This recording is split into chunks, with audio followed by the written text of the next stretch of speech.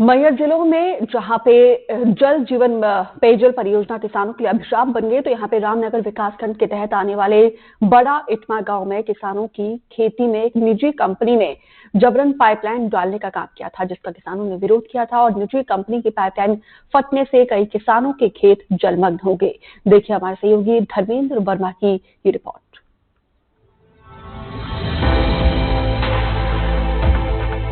खेत में भरा पानी, लाखों का हुआ नुकसान। रामनगर विकासखंड के तहत आने वाले बड़े इटमा गांव में किसानों के विरोध के बावजूद खेतों के नीचे से निजी कंपनी ने पानी की पाइपलाइन बिछा दी। किसानों के विरोध का कोई असर नहीं हुआ। अब पाइपलाइन फटने से कई खेत पूरी तरीके से जलमग्न हो गए। तो अब किसान परेशान हैं, जिसके बाद से तहसीलदार ने जांच सर्वे कराने का आश्वासन दिया। मैहर जिले में जहां एक ओर ठंड का प्रकोप है, तो वहीं दूसरी ओर जल जीवन मिशन के तहत पाइपलाइन जो बिछाई गई थी, उससे फूट जाने से किसान परेशान हैं।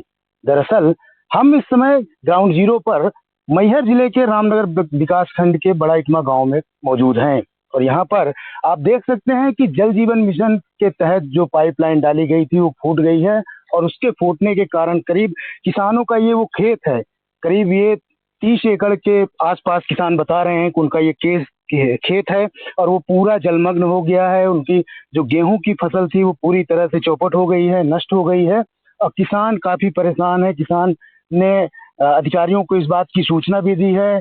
जल जीवन मिशन के जो अधिकारी कर्मचारी हैं वो भी यहाँ आए हुए हैं। अब देखना होगा कि वो क्या कुछ करते हैं। बहरहाल अभी हमारे साथ किसान मौजूद हैं और जानते हैं उनसे पूरा मामला।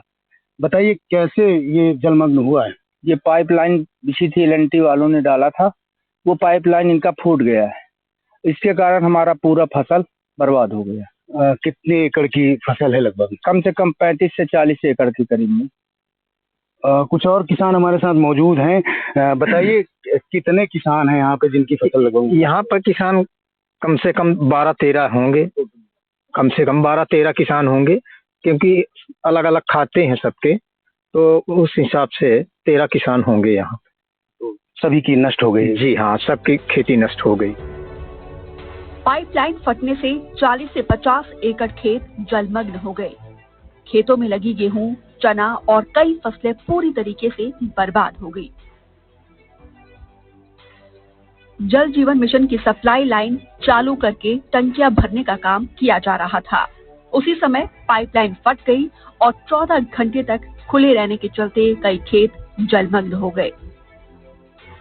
जिससे ऐसी स्थित घटनाएं कोई पहली बार नहीं है, ऐसी घटनाएं हैं, आया भी चुकी हैं और आएंगी भी। तो इस घटना से निजात पाने के लिए किसानों को क्षतिपूर्ति राशि मिले, इसके लिए कोई न कोई ठोस उपाय राज्य सरकार को भी और जो कंपनी है उनको भी सोचना चाहिए। नुकसान तो लगभग मान के चलिए कि 30-35 एकड़ का होगा यहाँ पे, और लगभग 15 अक्टूबर जो सही समय होता है गेहूं का, हालांकि इस क्षेत्र में पानी की दिक्कत रहती है, उस दिक्कत को देखते हुए किसान यहाँ पे बोनी बहुत पहले कर देते हैं।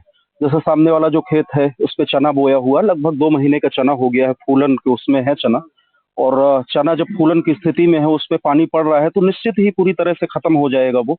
तो बस यही है कि एल&टी में जिन्हें ठेका मिला, ठेकेदार ने बहुत अच्छा काम किया नहीं, और ये बहुत दुर्भाग्यपूर्ण है। हाँ, जल मिशन के द्वारा जो पाइप लाइन डाली गई थी जो फूट गई है, जिससे मेरे काश्तकारों की जो है फसल क्षति, पानी भरा हुआ है। पटवा इसमें सर्वे कराओ। खेतों के जलमग्न होने की सूचना मिलते ही तहसीलदार हड़बड़ाहट में मौके पर पहुंच गए। उन्होंने पटवारी को जलमग्न हुए खेतों के सर्वे के आदेश दिए। अब देखना होगा कि किसानों को हुए नुकसान की राहत राशि कब तक मिलती है। मैहर से धर्मेंद्र वर्मा के साथ bureau report, NDTV, Madhya Pradesh, Chhattisgarh.